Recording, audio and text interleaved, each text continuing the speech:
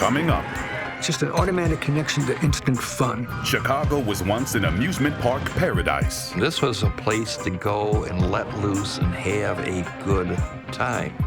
It was a way to really see all these new things and to be able to say, I was there. Some parks withstood the test of time. So you take the name of Ravine and you make it into Ravinia. And other parks became the stuff of legend. Riverview was unique. There was no other place like Riverview. It was the world's largest amusement park. Riverview was a rite of passage. It was a kid's playground. Everybody wanted to go to Riverview. But when real estate went boom, the parks went bust. To see this historic park just ripped apart was really, really sad for everybody in Chicago. Those shared memories across generations you can't get from a lot of other things. Amusement parks. Next on Chicago Stories.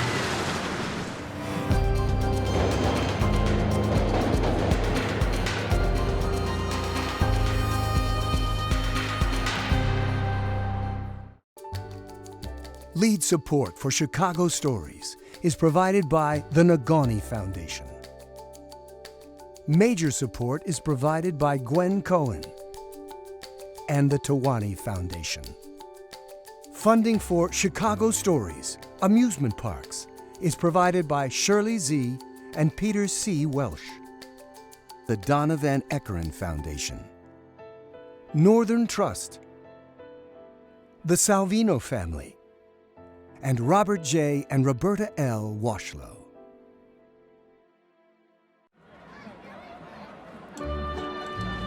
Welcome to the Sensory Playground, where you can savor sweet cotton candy or a pretzel as big as your head.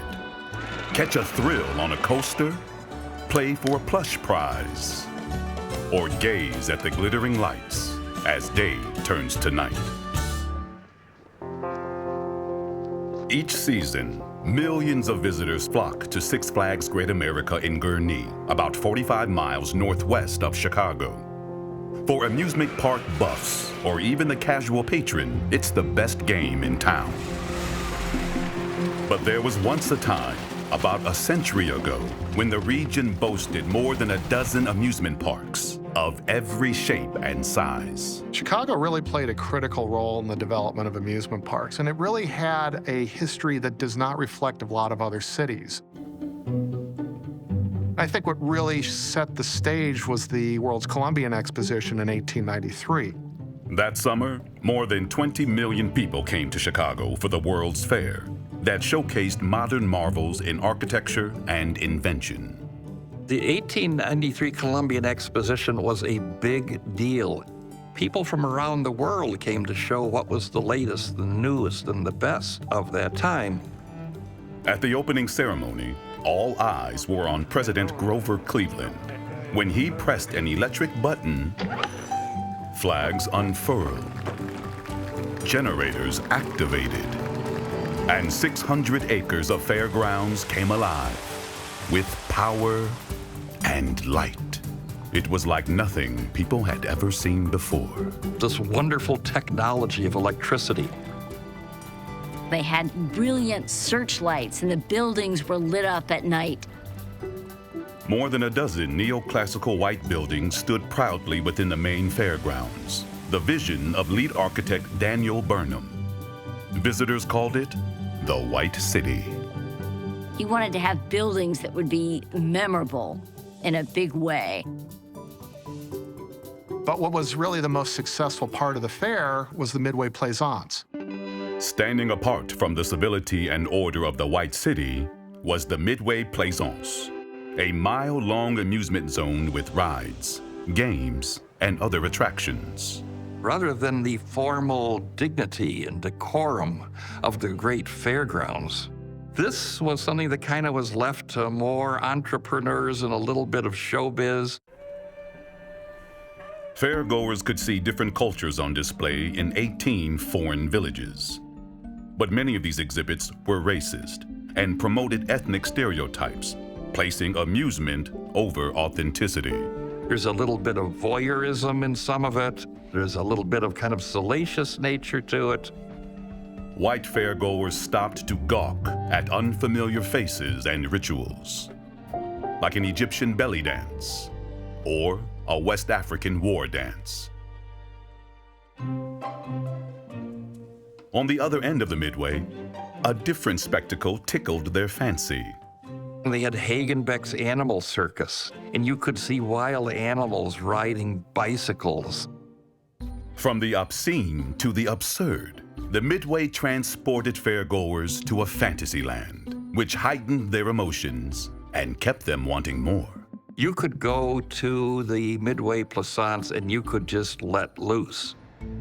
At the center of the Midway sat a giant rotating wheel, built to rival Paris's Eiffel Tower, and designed by a young engineer from Pittsburgh named George Ferris. He created this truly spectacular piece of machinery. And something that stood out as a really amazing achievement amidst all the corny hoopla of the Midway Plaisance. Its 66-ton axle was the largest piece of steel ever forged, and the wheel could hold more than 2,000 passengers at a time on each slow 20-minute ride.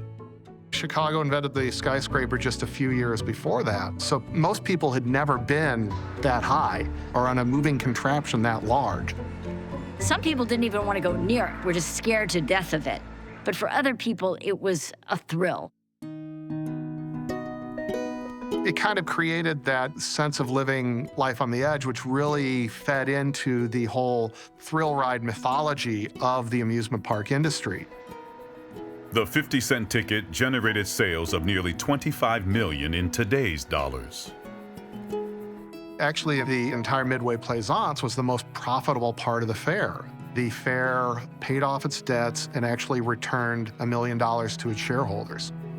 The Midway kind of redefined what an amusement park could be. There's clearly a market for this. It was a way to really see all these new things and also to, I think, participate in this experience collectively, to be able to say, I was there. The fair proved that amusements were big business, and soon, countless individuals wanted in on the action. Like 19th century daredevil Paul Boyton, who had already made a name for himself performing underwater stunts in a vulcanized rubber suit. Paul Boyton settled in Chicago and opened up an aqua circus, and according to legend, he even raised sea lions in Lake Michigan. And soon he caught wind of a brand new amusement attraction called a water chute. He licensed that attraction to take advantage of the redefining nature of the Midway. On July 4th, 1894, he opened Paul Boyton's Water Chutes near the former World's Fairgrounds at 63rd and Cottage Grove. Each splashdown in a flat-bottom boat cost just 25 cents. And that is considered the first modern amusement park, essentially the first amusement park to focus on rides as its primary draw and charge admission to ride those rides. Boyton's Shoot the Chutes Park was a hit. He soon opened half a dozen other parks around the country. By the early 20th century, Chicago swelled with new residents. As industry boomed, a new urban working class had more time and money to spend on amusement, and an unlikely player stepped in to meet the demand. The trolley companies. And to generate ridership on the evenings and weekends, many of them would build a resort at the end of the line. For just a nickel's ride, you could go across the city and experience all kinds of things. One of these so-called trolley parks was started by a man named A.C. Frost. He was a railroad entrepreneur, so he was creating an electric line that was going to run from Chicago and Milwaukee. They had a real struggle building it. So now they're building a railroad from Chicago and it's not going anywhere. But there is this area that's kind of this nice midpoint on Chicago's North Shore, which is the beautiful lakefront and trees, and there are these deep ravines. And so you take the name of ravine and you make it into Ravinia. And you make it into a park that is meant to be an attraction. Frost bought 36 acres in Highland Park and named it Ravinia. He was a railway entrepreneur, so he wanted to, most of all, get people to take the train there, which did indeed happen. But his goal was to create a high-class place of amusement. The serene, lush landscape of Ravinia would offer an escape from the noise, smells, and congestion of the big city. At Ravinia Park, visitors could dance or dine at the casino, glide down the toboggan in the wintertime, or ride the electric swing in the summer. So it did very well, and also was very well known as a place where there would be scheduled entertainments of music and different kinds of performances. Over the next century, Ravinia would evolve into a world-class performance venue, drawing more than 600,000 guests and star-studded musical acts each summer. And you can still see the remains of the line. Now the Metro North line runs along the old trolley line. By the turn of the century, amusement parks were popping up all over Chicago. Very similar to what you saw going on nationwide. It was really kind of a growth industry at that time. Everybody was trying to figure out the right formula. Many parks were short-lived, like Luna Park in the city's Back of the Yards neighborhood, and Sans Souci on 60th and Cottage Grove, which later became the concert venue Midway Gardens. Through the early 1900s, Chicago boasted more amusement parks than any other American city. But one park in particular overshadows them all. And even today, a certain generation of Chicagoans can't help but smile at the mere mention of its name. Riverview Park. Riverview was unique. There was no other place like Riverview. Riverview was a rite of passage for anybody growing up in Chicago, and basically in the 20th century. Everybody wanted to go to Riverview. The Riverview story begins in 1879 at Belmont and Western Avenues, then a largely German neighborhood on the city's north side. A group of Prussian war veterans purchased a plot of land to open a private club called Sharpshooters Park. So the men would go out there on Sunday and do their target practice. But then the families and the wives got kind of jealous that they didn't have anywhere to go. So the club added a small carousel and donkey rides to entertain members' families. The Shooters Club gradually dissolved. But soon after, a couple members purchased the land, including a prosperous baker named William Schmidt. Now, meantime, William Schmidt's son, George, is over in Europe attending high school. George had been wowed by the famous European parks, like Copenhagen's Tivoli Gardens and the Prater in Austria. And he's all excited about this, and he comes home and he's telling his father, we need to do this. It's a real hit in Europe, it could be a hit here. Schmidt took his son's advice and began to transform Sharpshooters Park. In 1904, they renamed it Riverview Park and added new attractions, like a figure-8 roller coaster called the White Flyer, a shoot-the-chutes ride, and others. In some ways, it was like a big carnival. It showed imagination, is what it did. The crowds loved it, and over the next decade, the park continued to expand to 140 acres, drawing Chicagoans across the city and from many backgrounds. It billed itself as the world's largest amusement park. You look at the pictures of Riverview, it's just this action-packed midway. It was one ride and concession after the next. Riverview added rides like the Silky Smooth Velvet Coaster, a gigantic carousel with 70 hand-carved horses, and the 1,000 Islands, where young lovers could steal a first kiss. It wasn't hard to find a date to go to Riverview Park. They were all in. After 7 years, the park was drawing 7 million visitors every season. It debuted the latest and greatest in roller coaster technology by leading engineers like John Miller. He's the guy that invented the chain dog. That's the anti-rollback device, so it gives the roller coasters that distinct click, click, click. But he also, in 1919, patented a way to lock trains to the track. That was a huge development in the safety of roller coasters. Riverview went on to build the Blue Streak in The Flash, coming out as an innovator in the industry. So they were really heavily investing in these big, spectacular rides from almost the beginning.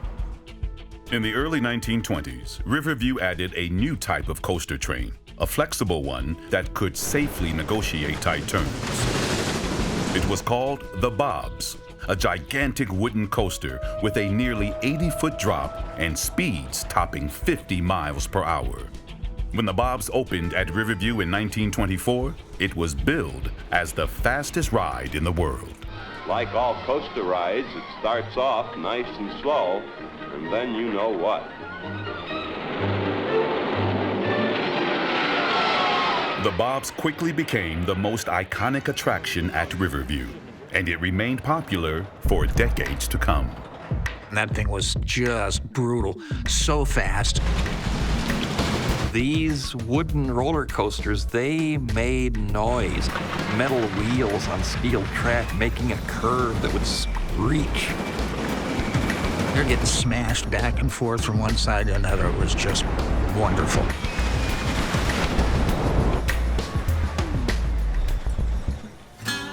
From its cheap thrills to a bustling social scene, Riverview let patrons escape the rules and rigor of daily life. This was a place to go and let loose and have a good time. In the 1920s, the beer flowed freely at Riverview Park. The Roaring 20s were roaring for Riverview Park. The Jazz Age, people are really hyped up and psyched for entertainment. Chicago had a reputation, let's say, in the 1920s. Talk about a wide open town. Now, there is the federal prohibition against alcoholic beverages to be sold. Well, that didn't really faze Chicago that much. It was there. You could find it. Even Chicago Mayor Big Bill Thompson caught the Riverview fever.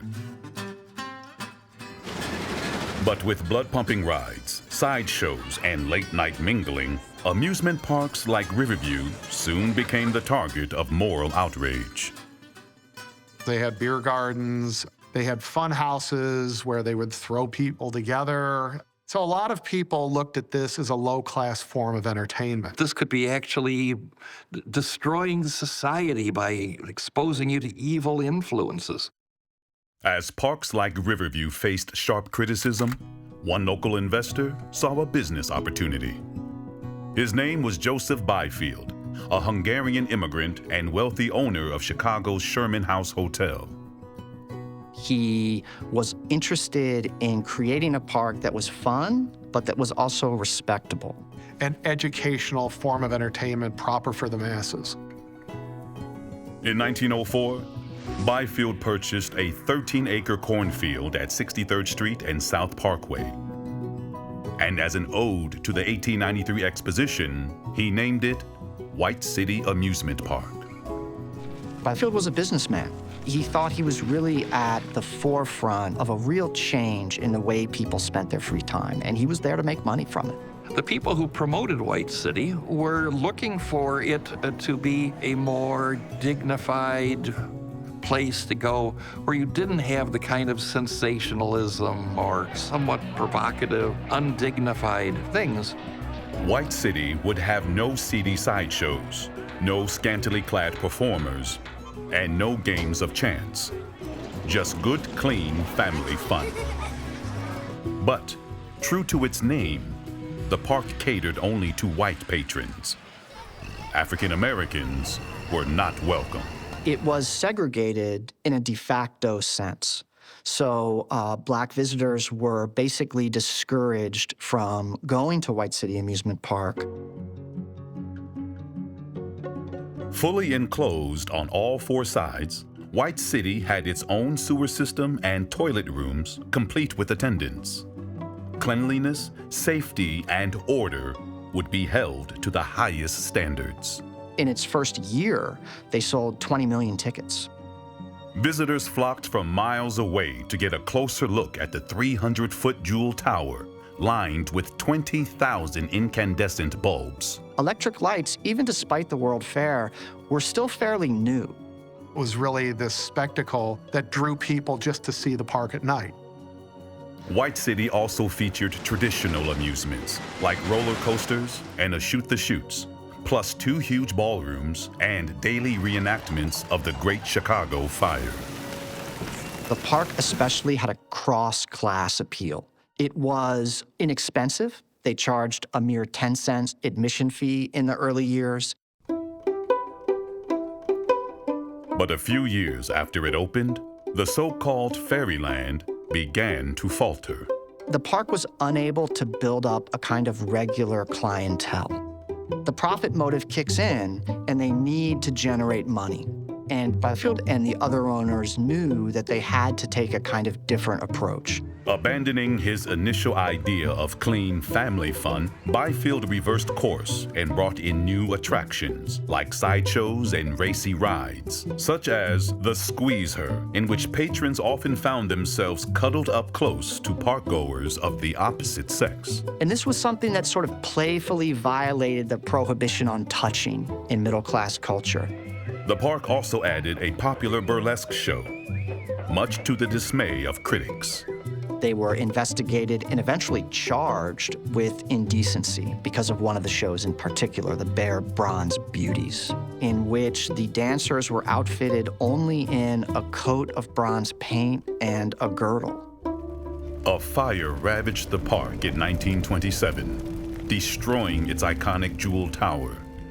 Destroyed the Ferris wheel and many of the buildings in the park. And that was really the beginning of the end. Patrons began to ditch White City for its north side rival, Riverview Park.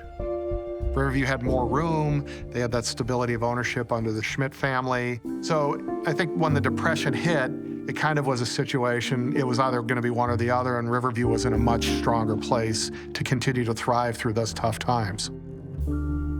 White City officially closed its gates in 1933.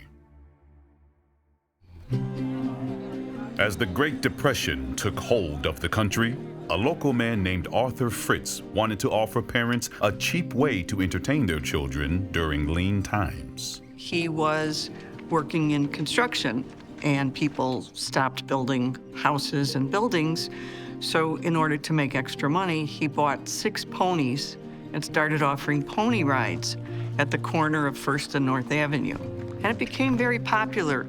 So he later expanded into the county fair pony track. And he started offering ice cream, candy, and cigars. Then he decided to add a train. Every amusement park needs a train. Fritz bought 60 acres in a suburb now known as Melrose Park, and Kiddieland was born. For the younger child, somewhere to take the kids to enjoy themselves for an afternoon. He was constantly expanding. Every year he would be adding rides and just making things bigger and better. For decades to come, Kiddieland would cater to small children with its bite-sized rides and carefree fun. Cheryl Brown remembers visiting the park in the 1960s. We lived on the south side, and so we were coming down First Avenue, and then we're all excited riding in the car, and then you see that Kiddieland sign. So we knew we were almost there. Kiddieland used the organ music of Ken Griffin, and that was just such a happy sound. As you're walking, you're just kind of bouncing to the music with enjoyment, a very fun time. You would hear the bells ringing from the water boats.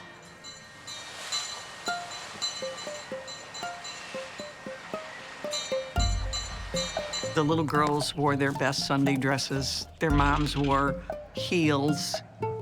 It was just a different time, a wonderful time, actually. 15 years after the park opened, there were nearly a dozen copycat Kiddielands in the Chicago area. At that time, the leading producer of kiddie rides published a book called Kiddieland's The Business with the Future that showed people how to open and operate their own Kiddieland. Through most of the 50s and into the 60s, this was really an active and growing part of the amusement park industry. Everywhere you went, there was a Kiddieland. But Fritz's Kiddieland was the first. And he spent several years trying to trademark the name without success. Despite the competition, Kiddieland survived through the 20th century and then some. Meanwhile, Riverview Park grew into the top destination for thrills, games, and family fun. Riverview really came to dominate the city. I mean, they were the largest amusement park and the second largest city in the country. So they really grew to a dominant presence, not only in Chicago, but in the amusement park industry. In 1932, a massive fire destroyed the bug house. But Riverview pulled together funds to replace it with a new fun house called Aladdin's Castle. It was creative and it was fun and it was like the ultimate kind of Halloween house, even in the summer. Sometimes it would be completely dark and you were kind of feeling your way around. There was a tunnel that was a rotating barrel and you would have to walk through it. And if you tried to crawl through it, there would be an employee at the end who would say, "Get on your feet, walk through it, walk through it." And of course, you'd try to get on your feet and you'd fall over. And there was someone holding the button that had an air hose. And when he saw a pretty woman walk by with a dress on, he would press the button, the air hose would shoot, and it would look like the Marilyn Monroe picture with the skirt going up. And we're, 10, 11 years old. We've never seen a woman's skirt fly up, and it was incredibly intriguing. A roller coaster called the Flying Turns became another crowd favorite. It was a very unique ride. It went up just like a regular roller coaster, but then it went into these huge trackless bins as they would fly around from side to side, eventually ending up back on the track. The Flying Turns was actually my favorite, I think. You would lie kind of like this, and you would lie with someone, a friend, or, God, if only a girlfriend in between your legs, and it just swooped around and swooped around, swooped around, and it was nothing scary about it, but it was fun. The whole thing about Riverview is it was fun. The plunging parachutes were added in 1936. If you want to be a parachute jumper and don't want to risk your neck, here's how. Chicago's prudent daredevil. That scared me to death. The little seat that you were sitting on was like a piece of plywood. And you just wondered, how's this thing going to stay intact? And here we go, 212 feet to the top. Incidentally, the parachutes conform to Air Force specifications, if that's any comfort to us. I looked at it, my cousin wanted to go on them, and I was like, not me. Up, and what's it feel like when the chutes are released? Well, it's like being in an elevator and having the cable snap. Watch. And it ended with a jolt at the bottom. It's like your spine was just going to go right through you. The Freak House was always something that drew us, too, because it was just so bizarre. At the so-called Freak Show, disabilities were exploited for entertainment and shock value. People with unusual physical characteristics, let's say, that were put on as spectacle. Hey, it's never out, it's never over. One act follows right after the other. And there would be barkers who would be, come and see the amazing pouches in the side of her mouth where she... I had never seen a lady with a beard down to like almost her navel. And it's the guy with the bulging eyes, like his pop eyes. His eye would come halfway out of its socket. It scared the daylights out of us. On the west end of the park, thrill seekers could ride an amusement park staple, the 6-story high Shoot the Chutes. The water chute, the only one of its kind in the country, was built in 1908. Now, 2 elevators carry the boats to a height of 64 feet. Once at the top, the boats hurtle down the watered chute, and I mean they hurtle.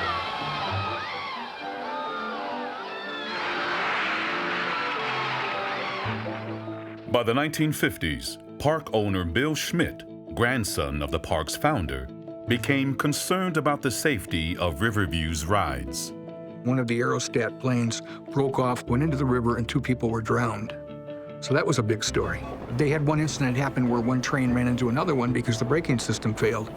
Throughout the park's existence, 17 people were killed and more than 100 injured due to rides malfunctioning or riders acting carelessly, standing up in the middle of a plunge. A visionary leader, Schmidt vowed to make Riverview one of the safest amusement parks in the world. He was an engineer, really paid a lot of attention to safety and operations, and other parks would come to him, like, I have a problem with this roller coaster. What do you recommend? Schmidt upgraded Riverview's coasters, adding air brakes and shock-absorbing seats. They were the safest park in the country, and they were told that by virtually every insurance company, and they had the lowest insurance rates of anybody. Riverview's exceptional environment was one shaped over 3 generations of Schmidt family ownership. The Schmidt family was very well known and respected. In the mid-1950s, world-renowned animator Walt Disney sought Bill Schmidt's advice on plans for a revolutionary park in California called Disneyland. Schmidt weighed in on Disney's plans and offered valuable advice. In the case of the theme park, Disneyland did not create the theme park. Coming into the opening of Disneyland in 1955, you started seeing people work around the idea of Old West theme parks, Santa Claus theme parks, and storybook theme parks, and you saw that here in Chicago. In the years following World War II, the baby boom pushed growing families to the suburbs and fueled the opening of new parks, like Santa's Village. It was the vision of a California man named Glenn Holland. Glenn Holland actually was a man that never really had a Christmas as a child, as his parents died when he was about 13, 14 years old. As an adult, Holland wanted to bring Christmas cheer to children around the country.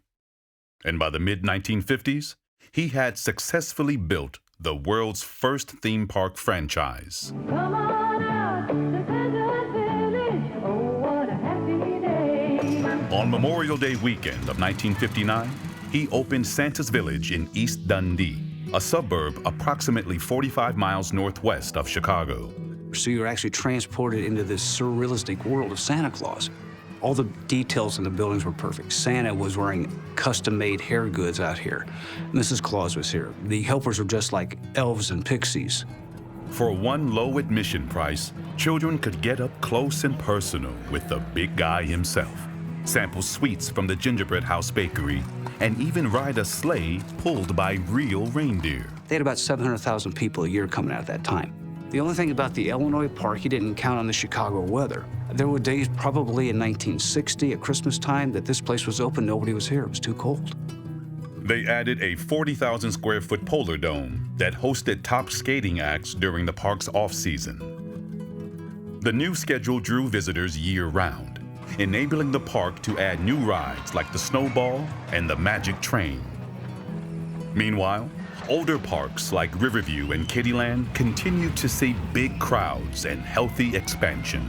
The amount of babies being born was just exploding, which was very good for an amusement park that was geared towards small children. But for big kids, no park was better than Riverview. During its heyday in the 1950s and 60s, baby boomers flooded the park, looking for cheap thrills and memories that would last a lifetime.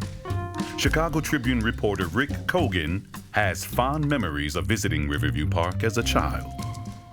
Oh, Riverview, a place like something from a colorful dream. It was a melding of heaven and hell, seedy and serene, glitzy and garish. But for all its blemishes, and indeed because of many of them, it maintains a special place in the minds and hearts of Chicagoans. My father was a lifelong newspaperman and author of books about Chicago history, and he knew a lot of people. How he knew the guy in charge of tickets at Riverview remains one of my great life's mysteries. My father said, "You have to go in, show them this piece of paper." And I went up the stairs, and some gruff guy, probably with cigars, said, "What do you want, kid?" And I said, "Herman Kogan sent me here and said to say hi to you." Herman's a great guy. Here. And he gave me a stack of tickets. Hundreds of tickets. And I came out and I was a hero to my 3 other friends who were there. And that was common practice every time we went to Riverview, which made it a marvelously inexpensive trip for us. But it was my first experience with Chicago Cloud.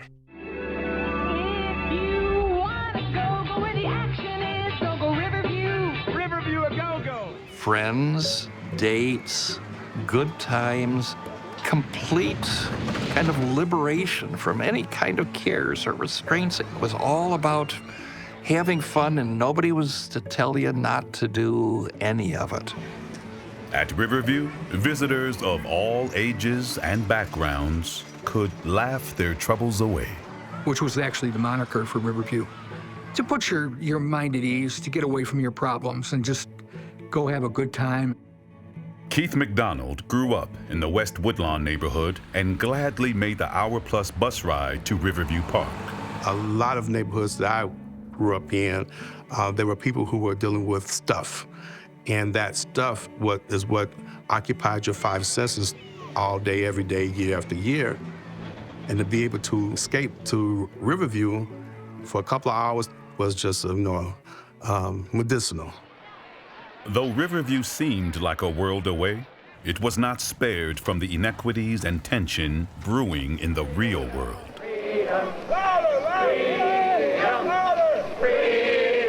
As the civil rights movement of the 1960s picked up steam, one decades-old attraction at Riverview began to draw heat. It was called many offensive names over the years, including the African Dip.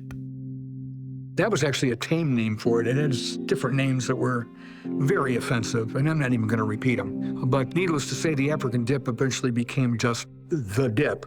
This was a series of cages that were mounted over big, high water tanks.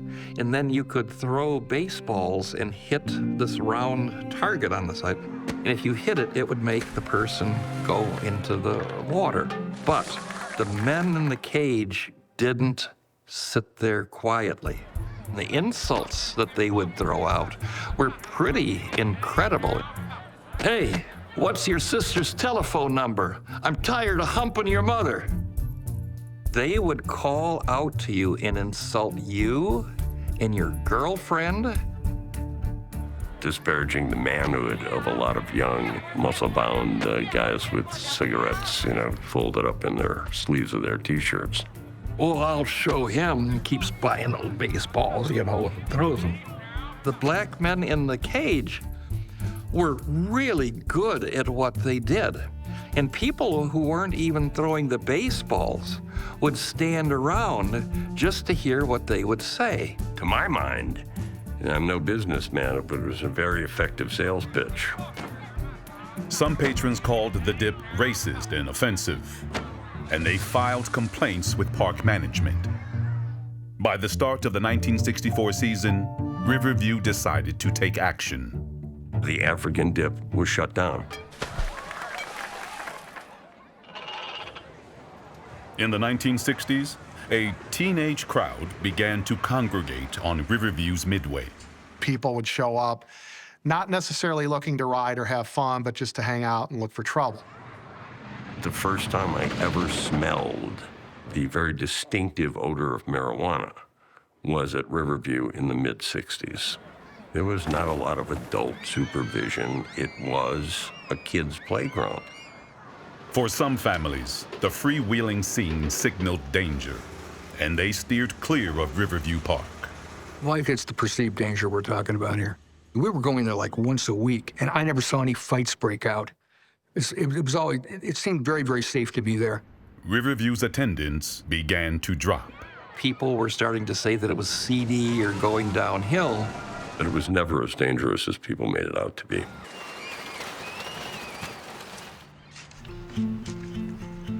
Meanwhile, by the mid-1960s, Chicago land values were soaring. Riverview, being located at Western and Belmont in 120 acres, that was very valuable land at the time. It was a far cry from the early 1900s when Riverview first opened. You were basically in the boonies. It was basically suburban Chicago, out anything north of Fullerton Avenue at the time. Now you're right smack dab in the middle of the city, and property values are skyrocketing. The land the park occupied was worth much more than the revenue it generated. And that's when they started looking for people to purchase the property. But they kept it quiet. Nobody knew about it. The employees didn't know about it. The patrons didn't know about it. This was all kind of behind the scenes. After the 1967 summer season, a real estate investor bought Riverview Park for $6 million.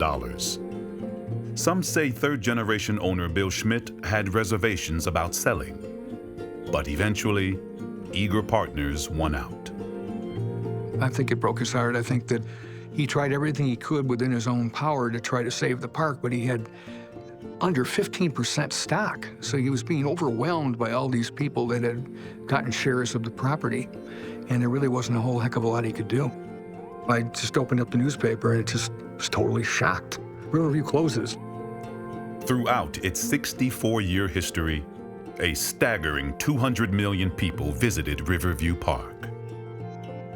For many who loved it, the news came like a punch in the gut, sudden and painful. Riverview was gone. It was gone, and it was just quiet.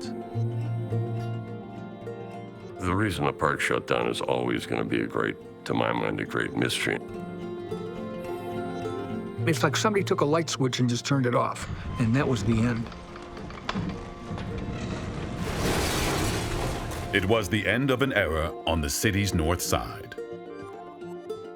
But a south side park was about to catch a second wind. By the 1960s, some white families were fleeing the city's south side as black residents moved in. And an amusement park called Kiddieland struggled to hang on. A lot of amusement parks, as that happened, really struggled to keep their customer base. The park drew the attention of tennis pro Alan Carvel, owner of Uptown's Rainbow Ice Rink and the building next door, which housed a music venue called the Kinetic Playground. I remember my mother saying, "No more, Alan." But that never worked. When Kiddieland went up for sale, Alan Carvel saw an opportunity. It was dying, and it was soon to be out of business. He couldn't stand that idea, and so he got hooked up with a policeman named Ira Harris, who was part of it before it went out of business. So they all, got together and decided to get it open again. The Carvels, Harris, and other investors bought the park and changed the name to Funtown. Funtown really distinguished themselves by reaching out to the growing black population in the neighborhood and kind of establishing themselves as the neighborhood entertainment destination. For more than a decade, Funtown operated as the Southside destination for summer fun. It became an amusement park that was very popular. They created this jingle that became well known on airwaves throughout Chicago. Hey, Mama. Hey, Daddy.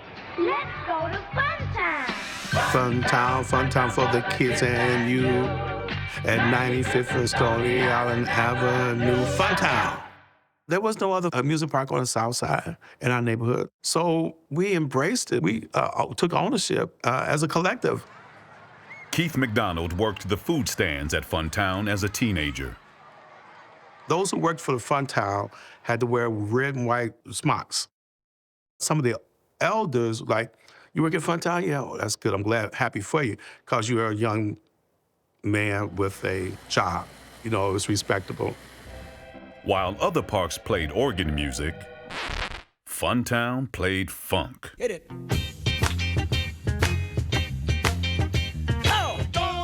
It was all families, just having a blast. About 1,000 kids going, "I want this, I want to do this, I want to do that." It was very entertaining watching, but it was wonderful. It really was. By 1980, The Carvels had sold Funtown to focus on other projects. That same year, the nearby U.S. steel mill closed and laid off thousands of workers. As poverty in the neighborhood rose, Funtown's attendance suffered. Running an amusement park is not easy. You have essentially 100, 150 days to make your money and make enough to tide you over in the winter. It is not an easy business to be in. In 1982, Funtown shut its doors for good. And that really ended an almost century-long continuous run of amusement parks within the city limits of Chicago. The 1970s and 80s saw the closures of several parks in the Chicago suburbs, like Dispensa's Kiddie Kingdom in Oak Brook, Old Chicago, the world's first indoor amusement park in Bolingbrook, and Adventureland in Addison. They all closed after Great America opened.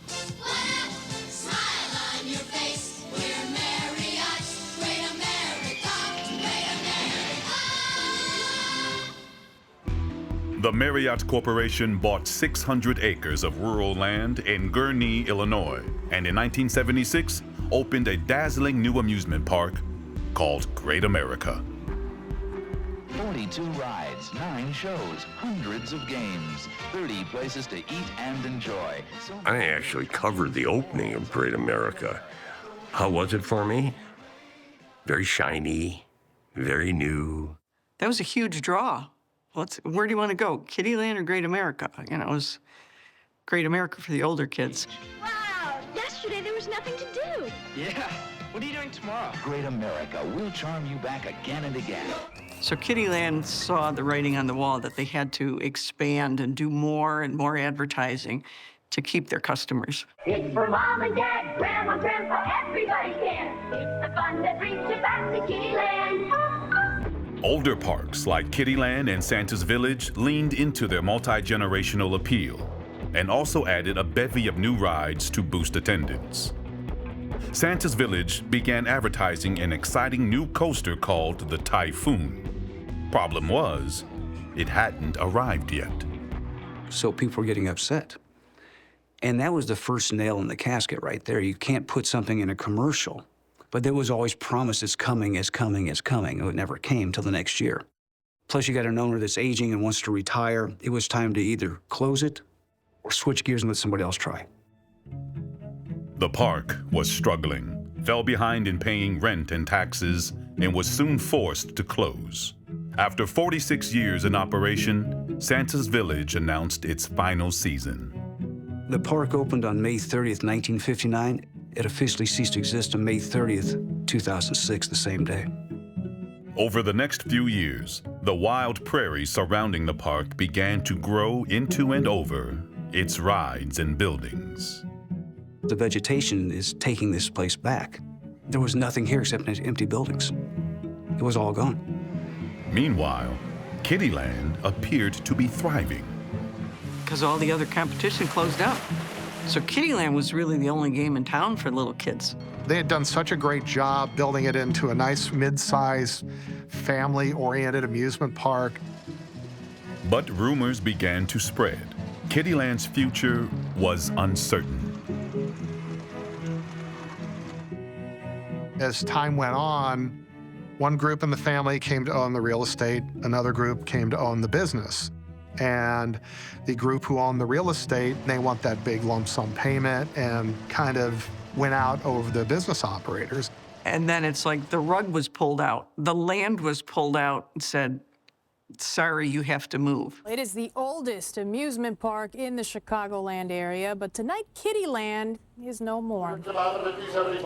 Everything is up for grabs, from the bumper cars to the carousels, and you can sum up the owner's feelings in a single word. Sad. The cash crosses right there. Where the tit tat go? Right there together. Give me 100 and 1 to buy. Bet 100. I was at the auction and I saw the owners, Ron and Kathy, and they were very, very sad, very upset. I went to the park as a little girl. I brought my kids to the park in the 1980s. And I really wanted to bring my grandchildren eventually. And to see this historic park that has been there since 1929 just ripped apart was really, really sad. Not just for me, but for everybody in Chicago.